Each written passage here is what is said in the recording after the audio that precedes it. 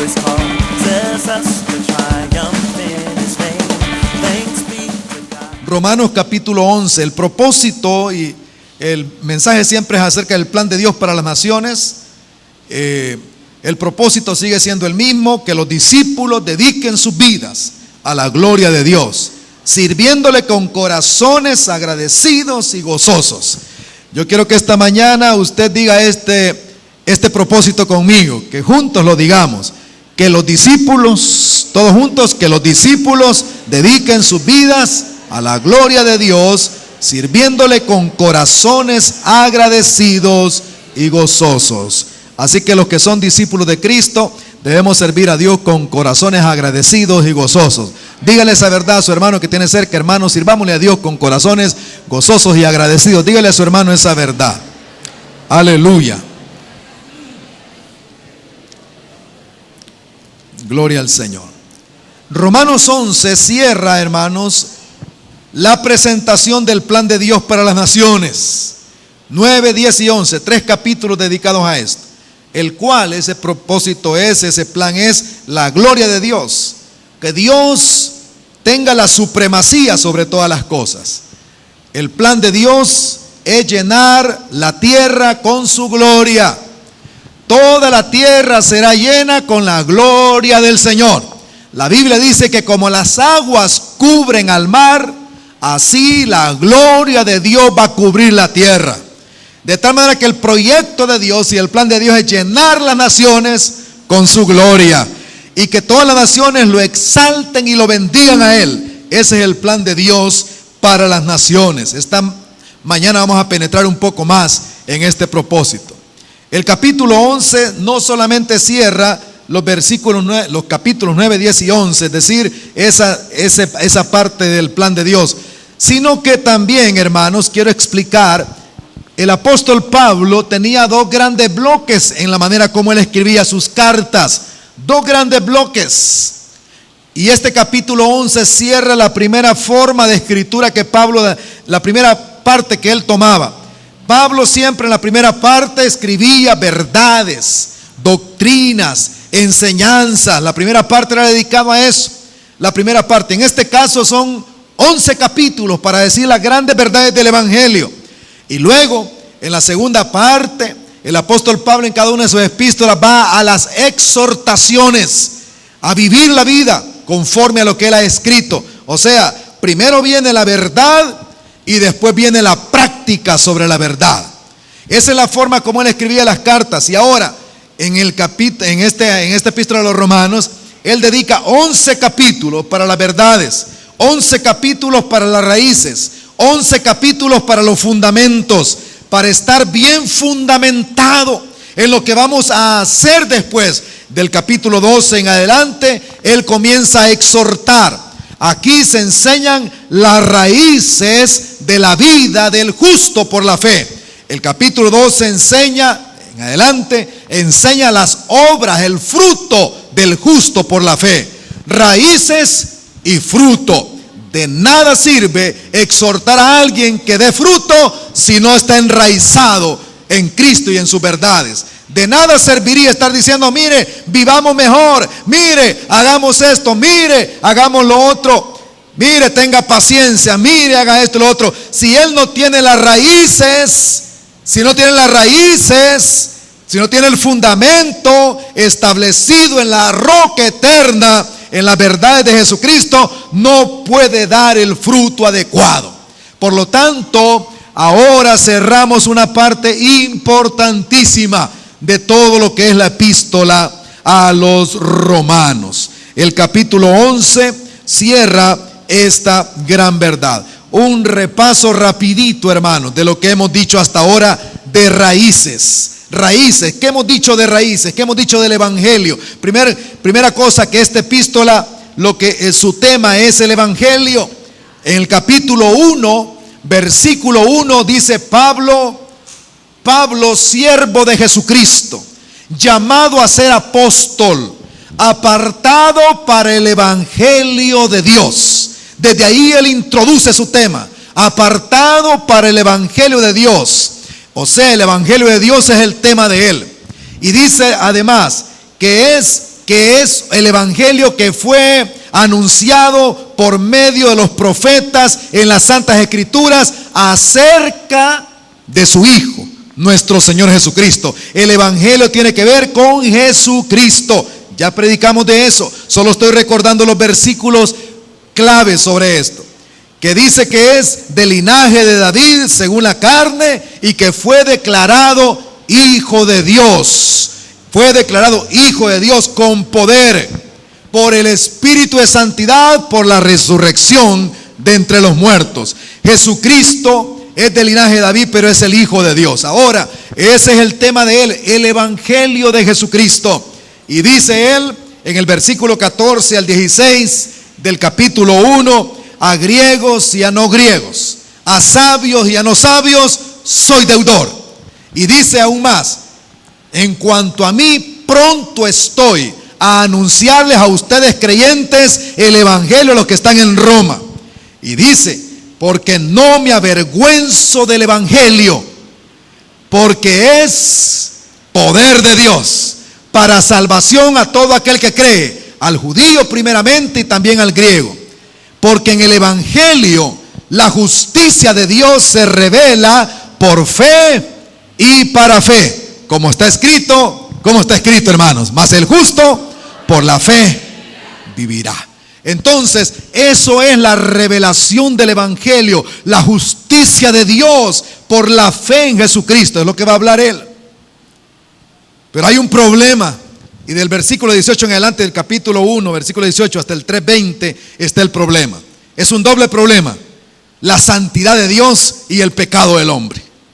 Y dice el versículo 18, porque la ira de Dios se revela desde el cielo sobre toda injusticia y sobre toda impiedad, sobre toda injusticia que se manifiesta, sobre toda injusticia que se manifiesta sobre los hombres, que detienen con injusticia la verdad, la ira de Dios.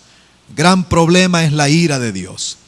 Ese es un problema grave y serio. Dios es santo. Él ha decretado condenación para los seres humanos. Porque Dios es santo, porque el hombre es pecador. Y llega el punto en el capítulo 3. Quiero leer lo que dice en el capítulo 3, donde él menciona de que todos, dice, ¿acaso hay ventaja en ser judío? ¿Qué pues somos nosotros mejores que ellos, los judíos? En ninguna manera, dice. Pues ya hemos acusado a judíos y a gentiles que todos están bajo pecado. Todos están bajo pecado. Como está escrito, no hay justo ni aun uno. No hay quien entienda. No hay quien busque a Dios. Todos se desviaron. A una se hicieron inútiles. No hay quien haga lo bueno.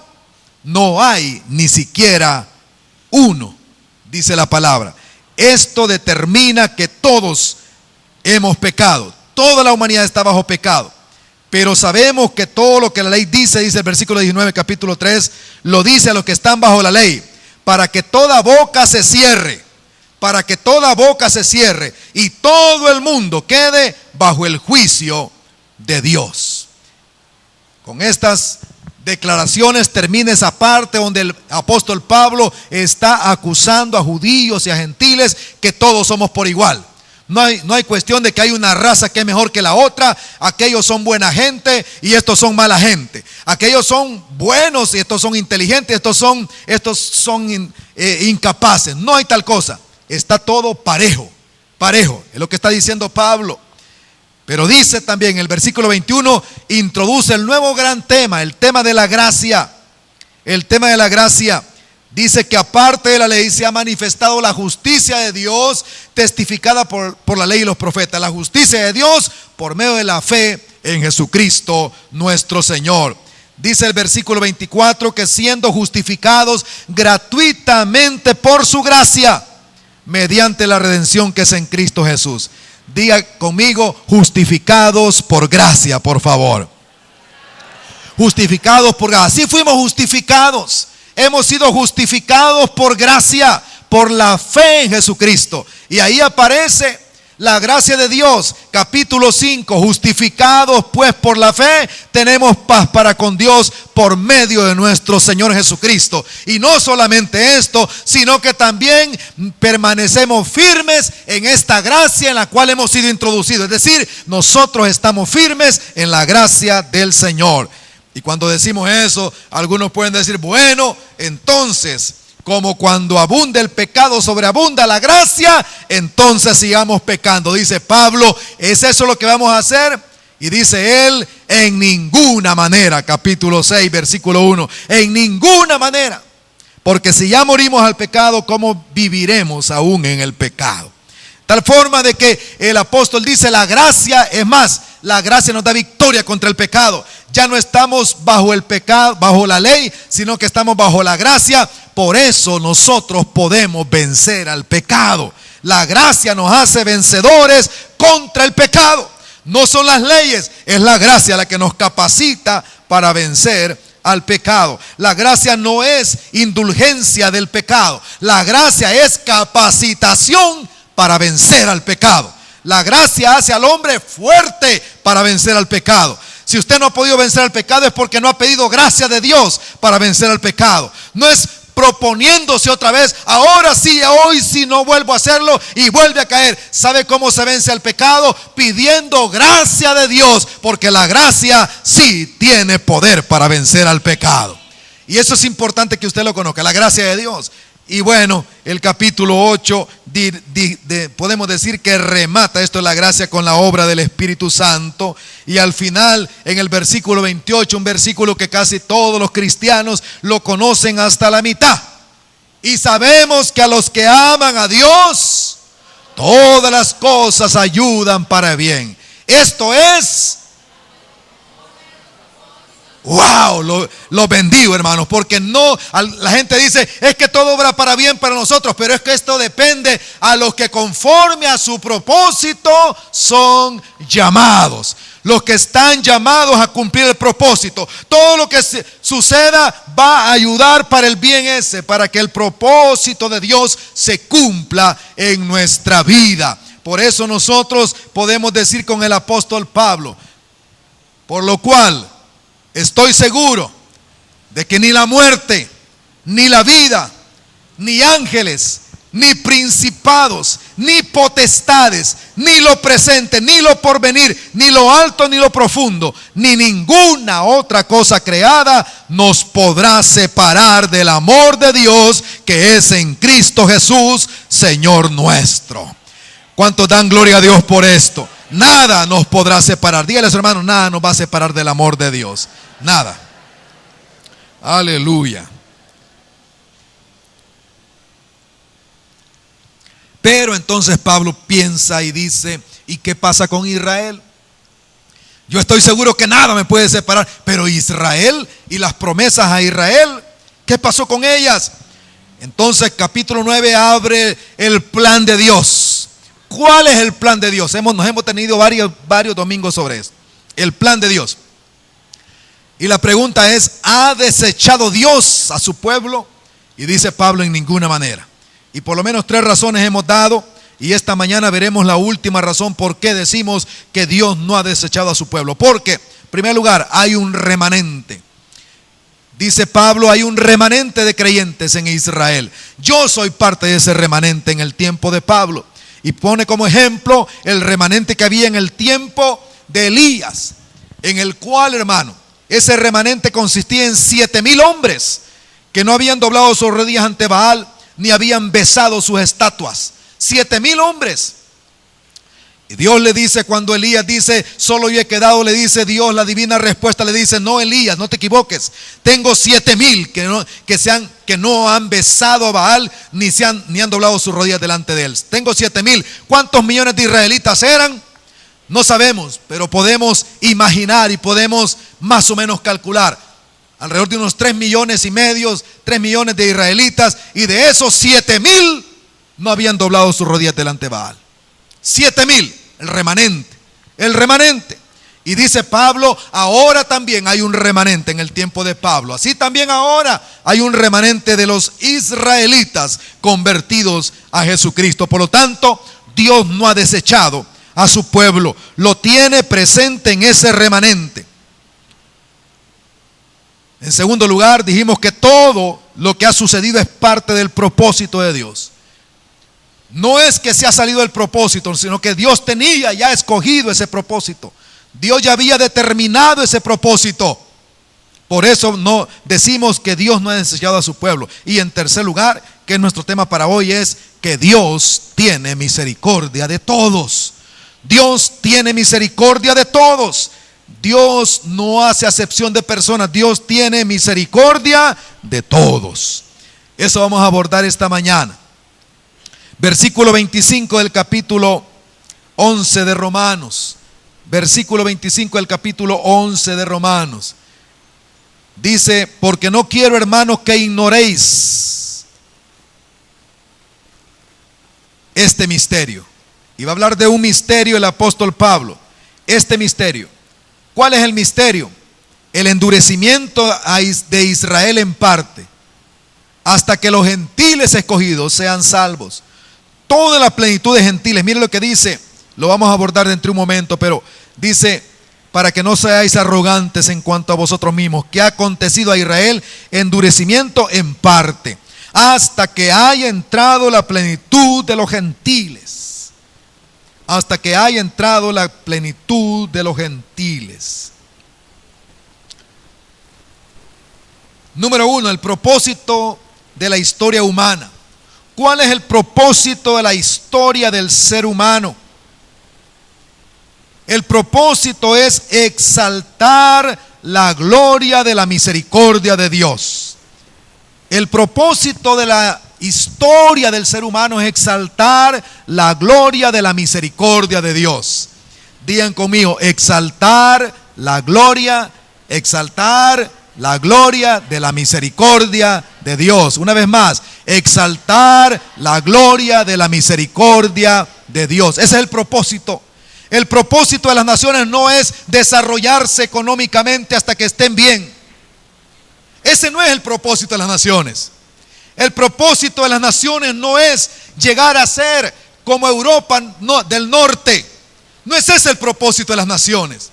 Ciertamente, qué bueno que pudiese desarrollarse económicamente, pero el propósito de las naciones, de los pueblos, es exaltar la gloria de la misericordia del Señor. Es decir, que todo es por su misericordia. Hay un hombre que escribió en los años 70, desde Suiza, un siervo de Dios, Francis Schaeffer. Escribió desde Suiza, del país que se supone donde ya los millonarios se encuentran y se saludan en la calle. Y escribe él un libro que se llama Muerte en la ciudad. Muerte en la ciudad. Y él dice: el problema de Europa, está escribiendo para Europa, no para los países del tercer mundo. Dice: el problema de Europa es que está muerta, las ciudades están muertas, dice él. Están muertas porque han rechazado a Dios, han rechazado a Jesucristo. Tienen todo, creen que lo conocen todo. Como dice Romanos 1, y él lo cita, dice: creyendo ser sabios se hicieron necios, porque desecharon la gloria del Dios incorruptible y la cambiaron por la gloria de hombres o de animales y de reptiles. Y en lugar de darle gloria a Dios y darle gracias, ellos se oscurecieron en sus pensamientos. Esta mañana digo: el propósito de las naciones por las cuales Dios les da vida, Dios les da aire, Dios les da sol, Dios les da todo, es para que las naciones glorifiquen a Dios por su misericordia. Por eso Dios les ha dado todo lo que les ha dado. Ciertamente este es un misterio para la gente. La gente no sabe, la gente piensa que el asunto es cómo hago más dinero, cómo tengo más dinero y cómo hago. Eso piensan que es todo. Su dinero se va a podrir con ellos. La Biblia dice que están podridas las riquezas. ¿Por qué? Porque cuando se muere el ser humano, se mueren todos sus proyectos y todo se acaba con él. Por eso la Biblia nos habla de la misericordia del Señor. En Israel, en el pasado, hermanos, se enseñaba de la misericordia de Dios. En el Salmo 89 que hemos leído al comenzar esta celebración, dice: las misericordias de Jehová cantaré perpetuamente. Oiga eso: las misericordias de Jehová cantaré perpetuamente. De generación en generación haré notoria tu fidelidad con mi boca. Misericordia significa en el hebreo fidelidad al pacto. Fidelidad al pacto. Porque dice el salmista, para siempre será edificada misericordia. Para siempre será edificada misericordia. Salmo 89:2. Para siempre será edificada misericordia. Hay un salmo que los israelitas aprendían y cantaban, y debemos de aprenderlo nosotros también. El Salmo 136 comienza: alabad al Señor de los señores, alabad al que hizo los cielos. Y siempre ellos, cada expresión decían: porque para siempre es su misericordia. Alaben al que hizo los cielos e hizo el sol, porque para siempre es su misericordia. Veían el sol y no adoraban al sol, decían: porque para siempre es su misericordia. Alaben al que hizo la luna, y decían todos: porque para siempre es su misericordia. Y así iban contando y decían: y alaben a aquel que nos sacó de Egipto, y decían: porque para siempre es su misericordia. Alaben al Señor de los señores. Y luego decía: alaben a aquel que en la angustia se acordó de nosotros. Y todos decían: porque para siempre es su misericordia. Saben, hermanos, la historia no es el desarrollo humano. La historia es la misericordia de Dios. Y cuando las naciones lleguen a eso, un día todas van a tener que doblar sus rodillas delante de Jesús. Todos, en los cielos, en la tierra y debajo de la tierra. Todos. Mientras tanto, nosotros lo anunciamos, lo decimos, lo proclamamos con los labios, pero también con nuestra vida. Servimos a Jesús. Somos discípulos de Jesucristo. Somos nosotros hijos de Dios que le servimos a Él. Pero un día todos van a proclamar que Jesús es Señor, que Jesús es Rey, y van a declarar las misericordias del Señor. Alabado sea Dios por eso.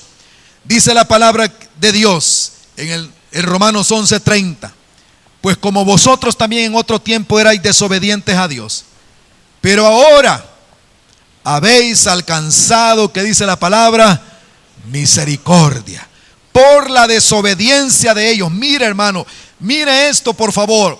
Mire este propósito de la historia humana.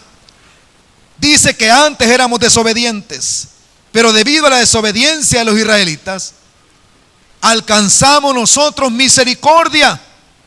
Nosotros hemos hallado misericordia por su desobediencia. Pero vea también esto, versículo 31: así también estos ahora han sido desobedientes, para que por la misericordia concedida a vosotros, ellos también alcancen misericordia.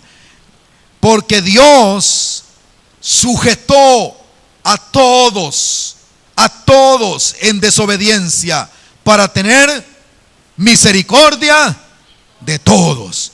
Bendita sabiduría de Dios.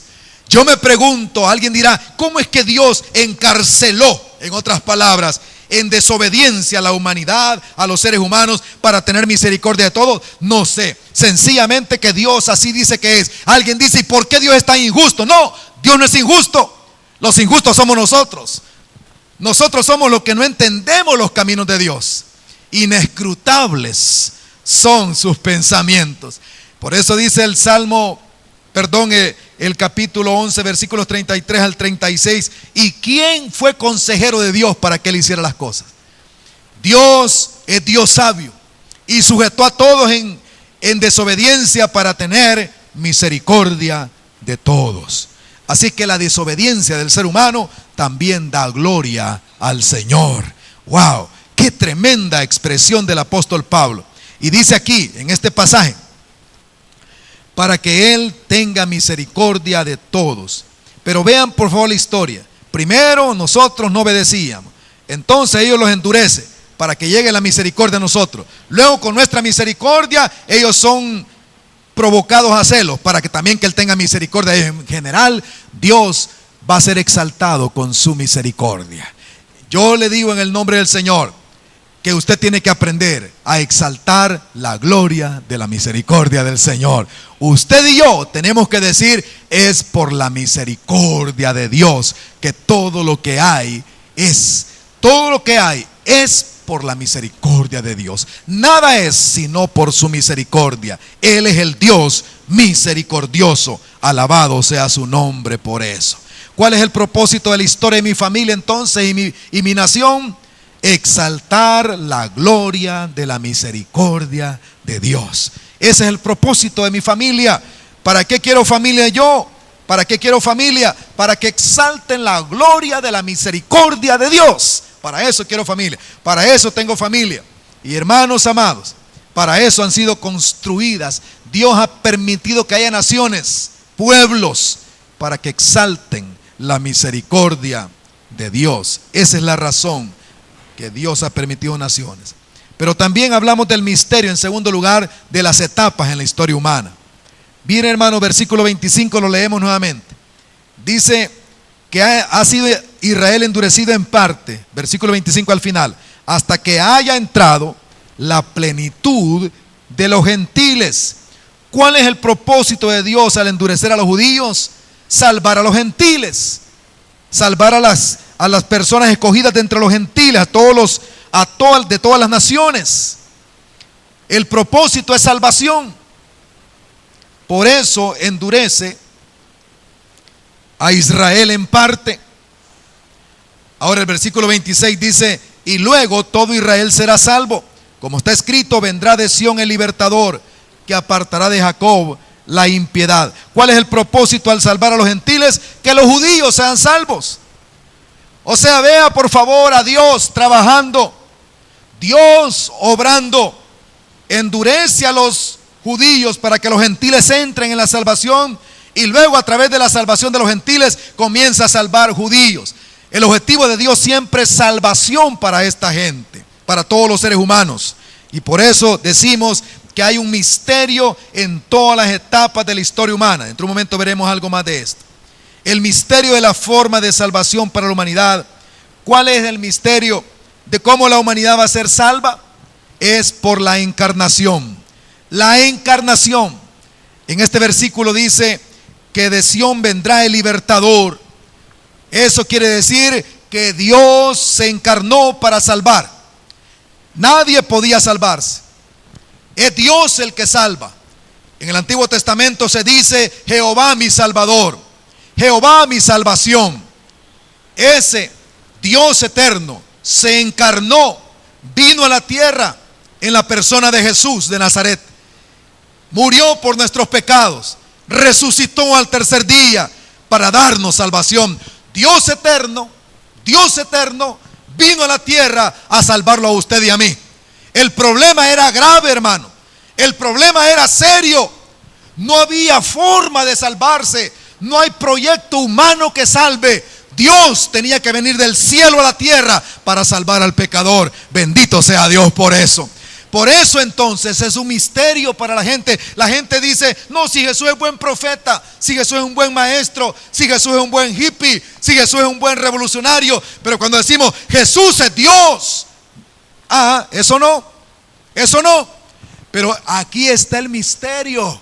Dios se hizo hombre para salvar al pecador que estaba perdido. Yo alabo a Dios por eso esta mañana. Porque Dios se hizo hombre para salvar al hombre perdido. Él se encarnó. No sé si usted se da cuenta de esto, pero Él se encarnó. El Dios eterno que nunca había obedecido, que nunca había estado limitado, se limitó. Se autolimitó para poder salvarnos. La salvación no es obra del hombre. La salvación es obra totalmente de la gracia y de la gloria del Señor. Dios así determinó que iba a salvar al hombre en esa manera. Por eso el evangelio es poder de Dios para salvación. Solamente el evangelio salva al hombre. No hay forma de ser salvo fuera del evangelio. ¿Por qué Jesús es la simiente de la mujer? Porque según dice la escritura, Él nació nada más de María. No hubo hombre. No me dio hombre, un padre terrenal. Desde el principio en Génesis 3:15 Dios le dijo que la simiente de la mujer, la semilla de la mujer, iba a ser la que iba a aplastar la cabeza de la rebelión de Satanás. Así es que aquel verbo fue hecho carne y habitó entre nosotros. y vimos su gloria, gloria como del unigénito del Padre, lleno de gracia y de verdad. Pero luego dice este versículo 26, luego todo Israel será salvo. Todo Israel será salvo. Primero pensemos, ¿a qué se refiere todo Israel? Se refiere a la suma de todos los remanentes. Vamos otra vez, voy a decirlo. ¿A qué se refiere todo Israel? No se refiere a que la nación entera, sin importar cómo vivan, sin importar en qué crean, van a ser salvos. Se refiere así, todo Israel será salvo, quiere decir todos los remanentes que han sido salvos en todas las épocas. Quiero explicar un poco más este versículo y póngame atención en los próximos minutos, por favor. Lo que vamos a explicar es importantísimo en el plan de Dios, porque Dios es fiel y Dios no miente, Dios cumple sus promesas. Entonces tenemos que de alguna manera justificar la verdad de Dios, porque esto es verdad lo que dice aquí. Dice en la versión Reina Valera de 1960, y luego todo Israel será salvo. Fíjense cómo lo entendemos, muchos lo entienden así. Y habrá entrado la plenitud de todos los gentiles salvos, y luego, después en el tiempo, Israel va a ser salvo. O sea, primero se salvan los gentiles y después se salva Israel. Así se entiende al leer Reina Valera 60 que usted tiene ahí. Si alguien tuviera la NBI, la versión internacional, vería una interpretación o una traducción diferente de esa partícula luego. En lugar de luego, la nueva versión internacional traduce de esta manera. Dice, de esta manera todo Israel será salvo. Y así dicen otras versiones, todo Israel será salvo. Y otras también, la mayoría traduce, y de esta manera o de este modo. De este modo.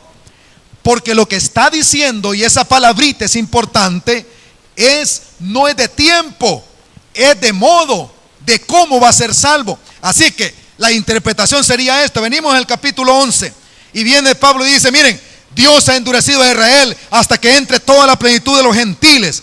Y entonces no es, y luego Israel será salvo, sino que dice, Dios endureció a los israelitas para que los gentiles sean salvos, y dice, y de este modo Israel será salvo. Quiere decir, ¿de qué modo? Así como está explicando él, de esta manera todo Israel será salvo. De este modo todo Israel será salvo. ¿Por qué digo esto? Porque hay hasta teorías que dicen que Israel se va a salvar de todas maneras, pero no es cierto. Así como dije, no hay diferencia en el pecado, judío y gentil, todos han pecado. También dice en el capítulo 10, porque no hay diferencia entre judío y griego, porque todo el que invoque el nombre de Jesús el Señor será salvo. No hay diferencia también para ser salvo, solamente hay un camino de salvación, es Jesucristo el Señor. Por lo tanto, los israelitas tienen que confesar a Jesús como Señor, declarar que Él es el Dios de ellos para ser salvos. Entonces lo que quiere decir, escúcheme hermano, atiéndame esto, quiere decir, toda la plenitud de los gentiles va a entrar en salvación, y de esta manera todo Israel va a ser salvo, confesando, aceptando que están condenados, que solamente por Jesús pueden ser salvos, así van a ser salvos. Eso está diciendo este pasaje. Por lo tanto, lo que queremos decir ahora, de aquí en adelante, ¿qué es todo Israel? La cantidad de remanentes que ha habido en toda la historia. Así, de esta manera, todo Israel va a ser salvo. ¿Por qué digo que es importante este punto? Le voy a explicar y lo voy a actualizar. Hoy en día, hay un grupo de israelitas que son salvos, que han creído en Jesucristo y confiesan a Jesús como el Cristo, como el Mesías, como el Salvador de sus vidas, como el Señor, como el Dios de ellos. Ahora hay una cantidad de judíos así. No son muchos quizás, pero los hay. Hay gente que confiesa así al Señor. Sin embargo, hermanos amados, tenemos que orar por Israel para que sea salvo. Yo estoy agradecido por el pueblo de Israel, por lo que Dios, la manera como Dios lo usó para que viniera el Salvador. La salvación viene de los judíos, Jesús viene de los israelitas, de ellos, de los judíos.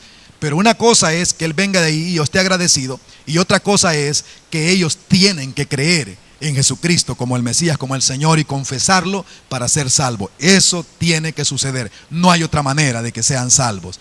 ¿Cuántos entienden lo que estoy diciendo esta mañana? Yo quiero que ore por Israel. Quiero que usted en esta semana se acuerde: Señor, salva a los israelitas, salva a esa gente, salva a los israelitas. Hermano, no es cuestión, escúcheme, no es cuestión de que la bendición está en ellos y nos van a trasladar bendición a nosotros. No, la bendición está en el Señor Jesucristo. Dice que Él se hizo maldito en la cruz del Calvario para que a través de esa maldición se terminara ahí la maldición, y a través de Él viene la bendición para todo aquel que cree en Jesucristo. Por lo tanto, todos los que creemos en Cristo somos benditos del Señor. Somos benditos de Jehová todos los que creemos en el Señor. Y entonces tenemos que bendecir a Israel, decirle: Señor, sálvalo. Así como pedimos por Honduras, pedimos por los demás pueblos, hay que pedir por Israel, que Dios salve a ese pueblo. He tratado de comunicar esta gran verdad del Evangelio. Una verdad del Evangelio: que no hay diferencia entre judío y griego. Aleluya. Que así sea hecho. Que esta semana Dios nos permita ver salvación de judíos. En ese versículo 26 dice que vendrá de Sión el libertador, como está escrito: vendrá de Sión el libertador. Eso se refiere a la primera venida de Jesucristo, porque esa es una cita del libro de Isaías. Vendrá de Sión el libertador, vendrá de Judá el libertador.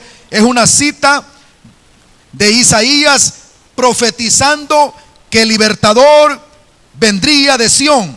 Y dice: apartará de Jacob la impiedad. ¿Para qué va a venir? Para apartar la impiedad de Jacob. Y por eso nosotros en nuestros bosquejos que tenemos ahí hablamos que Jesús, ¿quién es el único libertador o salvador? Jesús, el Cristo, el Mesías de Dios. Vendrá de Sión, dice la Biblia. Pero también dice el versículo 27: y este será mi pacto con ellos. Este será mi pacto con ellos. Dios salva a través del único libertador. Dios salva por medio del pacto para perdón de pecados. Este será mi pacto con ellos cuando yo quite sus pecados. Este es el pacto que quita el pecado del mundo. Y hermanos amados, no hay otra forma de quitar los pecados sino solamente por medio de la fe en la sangre de Cristo nuestro Señor. No hay otra forma de quitar pecados. Los pecados no se anulan con el olvido. Los pecados no se anulan diciendo: bueno, yo pequé, pero ya se me va a olvidar, ya va a pasar eso. Así no se quitan los pecados. Los pecados no se limpian con amnesia humana o tratando de olvidarse. Los pecados no se quitan haciendo sacrificios religiosos, diciendo: ahora yo por este pecado sí tengo que ir 10 veces al culto. Yo voy a ir 10 veces al culto y voy a hacer un ayuno de 7 días para que Dios me perdone pecado. Nadie puede quitar pecados, solamente la sangre de Cristo nuestro Señor. Y eso es cierto para todos. Y dice: por eso el pacto que haré es que voy a quitar el pecado. Voy a quitar el pecado de ellos. Eso dice la palabra del Señor. De tal manera de que el pecado ha sido quitado por medio de la sangre de Cristo. Y por último, en tercer lugar, por el plan revelado en el Evangelio. El plan de Dios ha sido revelado en el Evangelio. Versículo 28. Así que en cuanto al Evangelio, son enemigos por causa de vosotros, pero en cuanto a la elección, son amados por causa de los padres. Por el Evangelio se revela el plan de Dios. Si ellos no creen al Evangelio, son enemigos. Entonces tienen que someterse al plan de Dios, al Evangelio del Señor. Así que ¿cuál es el plan de Dios para las naciones? La salvación, para que le den la gloria a Jesucristo el Señor por siempre. Ante estas revelaciones no podemos decir más que lo que dice el versículos 33, 34, 35 y 36. Lo leemos todos juntos, hermanos, en voz alta, por favor, todos juntos. Oh profundidad de las riquezas, de la sabiduría y de la ciencia de Dios. Cuán insondables son sus juicios e inescrutables sus caminos. Porque ¿quién entendió la mente del Señor? ¿O quién fue su consejero? ¿O quién le dio a él primero para que le fuese recompensado? Todos juntos. Porque de él y por él y para él son todas las cosas. A él sea la gloria por los siglos. Amén. Oramos al Señor. Padre, en el nombre de Jesús, que podamos entender que tu plan es perfecto. Todo es para ti, Señor. Todo viene de ti. Y todo redundará en tu gloria y en tu alabanza. Revélate, Señor. Revélate a esta congregación esta semana. Que esta congregación pueda alabar tu sabiduría y tu misericordia esta semana. Que todos juntos exaltemos tu misericordia esta semana. Que reveles a Jesús como quien es, como Él es, como realmente es, el Señor y el Dios verdadero. Gracias, Señor. Gracias, Señor.